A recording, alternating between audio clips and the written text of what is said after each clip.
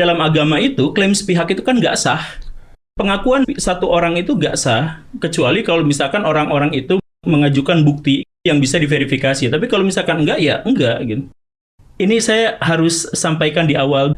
Kan banyak orang yang kemudian menggarisbawahi perdukunan itu adalah bagian dari tradisi Nusantara, sehingga dia harus dilindungi atau memang harus dipertahankan. Ya karena sejarah lah. Iya, sejarah. Itu sebenarnya sama sekali enggak. Hampir sepenuhnya setan-setan dan ritual-ritual dukun di Indonesia itu impor dari luar. Misalkan tuyul. Tuyul baru muncul tahun 1935. Baru kemarin. Pas zaman Belanda. Pak, Anda tahu tuyul muncul 1935 tuh dari mana? Karena tahun 1990-an Clifford Geertz pada waktu itu meneliti tulisan-tulisan dan folklore-folklore masyarakat sampai tahun 1900-an gak ada yang namanya tuyul. Yang ada adalah setan gundul. Enggak saya gak ini ya. Iya, saya terasa sih.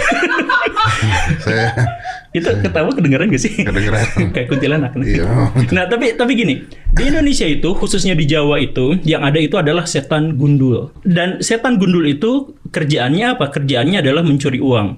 Jadi, bisa kita pahami bahwa tuyul itu adalah hasil evolusi dari setan gundul.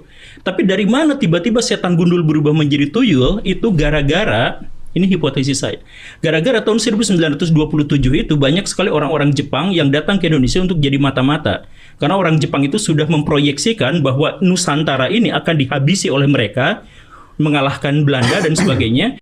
Jadi sejak tahun 1927 itu mereka mengirim mata-mata ke Indonesia, padahal mereka sebelumnya telah kontak dengan orang-orang Korea. Dan di Korea itu ada hantu pencuri uang namanya doyol.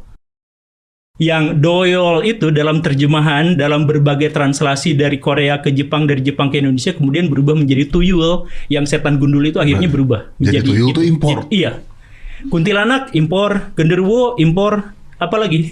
Itu semuanya impor. Jadi kalau misalkan kita menyebut bahwa yang terkait dengan perdukunan, yang terkait dengan tradisi-tradisi mistik kita itu adalah sesuatu yang sakral, original. Tidak juga? Enggak seperti itu. Itu baru kemarin baru munculnya.